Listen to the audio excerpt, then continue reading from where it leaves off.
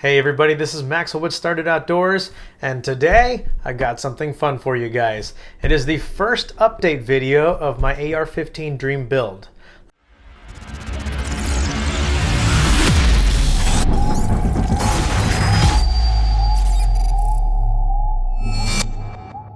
So as I mentioned, this is the first update video that I'm doing of my AR-15 Dream build. I posted the initial completed build video about 2 months ago. And in that time, I've made quite a few changes to my rifle, so I wanted to go ahead and detail that for you today, as well as talk a little bit about my experiences, what I've learned since then, and just overall fun stuff. I will be doing individual reviews for most of the parts of the rifle, so they will be listed in the description below. More than anything, I'm creating this video for two reasons. One, as an overview of the parts used, but two, and more importantly, to get you, the viewer, interested in your own AR-15, to understand that they are not scary, and to hopefully inspire you to build your own. So with that in mind, let's go ahead and talk about the gun. Keep watching for a complete list of all the parts included in this build. Alright, let's begin with the heart of the AR-15, the upper and lower receiver. In this case, it is a Seekins Precision matched upper and lower receiver SP223 billet set. A couple special things about it is that it has ambidextrous slide locks. So you have the one right here in the front as well as on the other side here. So when you lock it up, and real quick, the safety check, empty, we're good. So when you want to lock it up, you press this back. You can either lock it from the back like you normally would on any AR-15, so locked up right there, or release and lock from right here. There are no roll pins with this lower, but instead hex screws, making customizability and adjusting much easier. This is the ATI X2 Scorpion recoil compensating grip.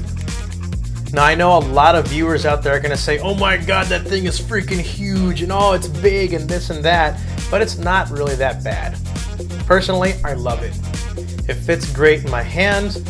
What recoil there is in a 223 is completely mitigated by this recoil pad here, which is kind of a squishy material. And you also have the extra support by this beaver tail right here. I did make a change here. Originally, I had an ATI Strikeforce 6-sided rail, but I found it to be a little bit too bulky and too big in my hands. So I ended up selling it and switching it out instead for a Fortis Rev 2 in the key mod configuration. This definitely fits much better, it's lighter, and overall just a great rail. You might recognize the buttstock. This is an MFT Minimalist stock. Very lightweight, very rigid and comfortable. The next change comes back here though with the buffer tube. Originally I had the Voltor RE-A5 7-position buffer tube. After doing some independent research and then trying it out, I found that it actually wasn't necessarily what I needed. In the beginning it was more of an impulse buy just because it was really cool and light, but that 7 positions really made no difference for me. I use it at position 4, so having that extra space in the back ended up being unneeded space. So I scaled it down to a very lightweight V7 Weapon Systems carbine buffer tube. Love it. Another change came in the castle nut. Instead of your standard castle nut, I upgraded to the Strike Industries enhanced castle nut. That gives it this extra cool look to it with these awesome little teeth right here. More than anything is just aesthetics. Really doesn't add any weight, but it looks pretty awesome. Over to the front again. Another change that I made down here was the grip. Originally I had the Fortis vertical grip. That was changed out also for another Strike Industries. This is the SI Link. Although I've been thinking about changing this out again to the Magpul vertical grip. What do you think? Please give me your opinions in the comment section below. Otherwise though, this vertical grip hasn't given me any issues and I do like it. The end plate is the Magpul QD end plate. Nothing more to say than that. My QD sling fits perfect right there. For my charging handle, I use the Raptor by AXTS, although I believe they were bought out by a different company. I don't remember the name right now, but it's something like Radical or something like that. I'll post in the description below. And another big change that I made also was something very obvious, the scope. Originally, I had the Vortex Viper 1:4 PST, and it was phenomenal glass. Super clear, great, I loved it. For 3-gun use, that really is the perfect scope, but what I really wanted to do was get out to some really long distance shots, and so I upgraded instead to the Leupold VX3i 4-5 by 14 by 40 millimeter scope. Absolutely love this scope. The glass is phenomenally clear, and it's actually lighter than my Vortex scope was. It is not illuminated, so that's part of where the weight goes. To protect the eyepiece and the objective, I use Butler Creek scope flip-up covers. There is actually a part that I'm still waiting for. It hasn't arrived just yet, but that is the scope mount. Since the original recording of this video, the new mount has actually shown up. So instead of continuing with the Vortex cantilever 30mm mount, we're going to go ahead and display the new Aero Precision extended 30mm mount. It is very lightweight, at literally half the weight of the Vortex mount. I think it is a great addition and what I will be running from now on. The barrel that I'm using is an Integrity Arms 16-inch 223 Wylde barrel.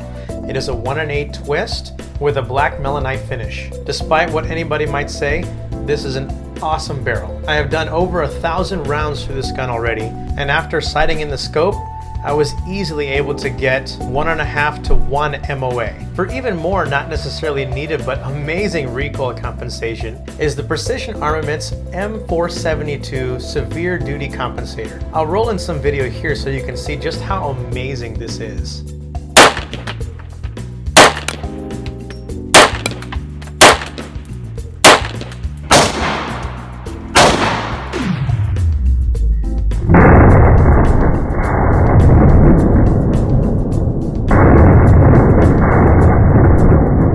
So now moving over to some of the smaller details. On the lower receiver I have a set of K&S Precision anti-roll pins. My safety selector is an F1 Firearms safety.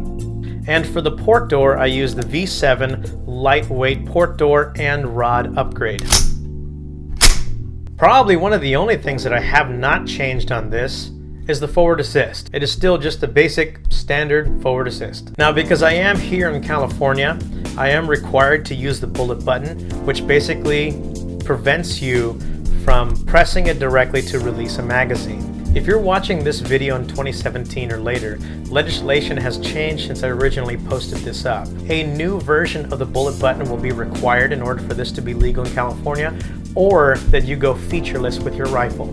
That's a whole other bag of worms that I really don't want to get into right now. Let's get back to the overview. For my lower parts kit, I use the CMMG Builder's Kit. That includes all your basic necessities, including your retention pins. Okay, I think that just about covers most of everything on the outside. Let's go ahead and crack it open and take a look at what's on the inside. For my trigger system, I use the Velocity 3-pound trigger. And all I gotta say is good things about this trigger. It is phenomenal. Absolutely no walk, no creep. And that 3 pounds is amazing.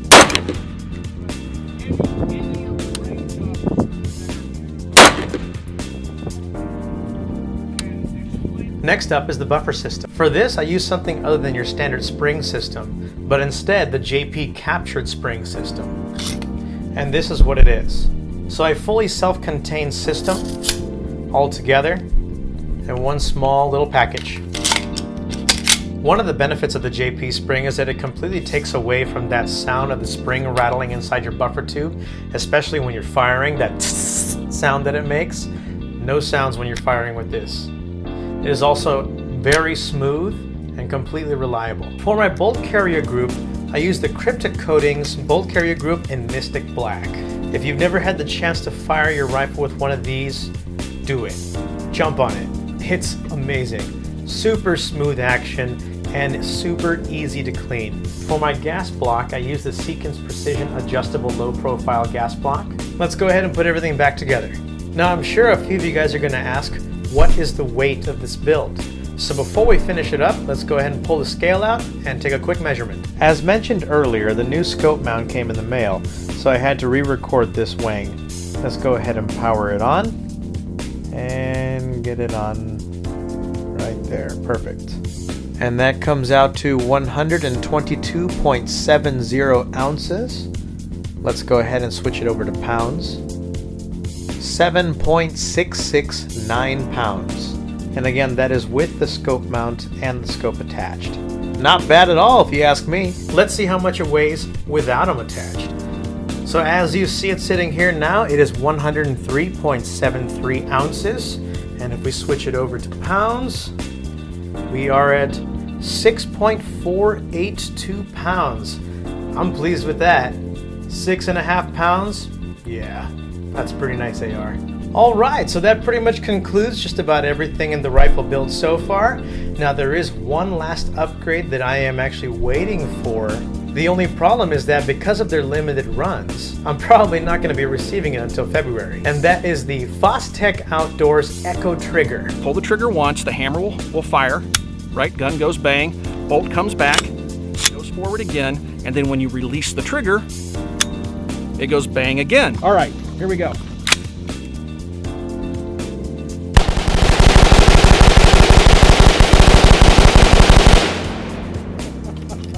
Yeah, that looks freaking awesome. If you have any questions about the build, about any parts that I have here or something that I might have missed, please leave it in the comments section below and I'll happily answer it for you. Thank you guys for watching. Please like, share, and subscribe to be updated when the new ones come out. And I look forward to seeing you guys next time on StarDude Outdoors.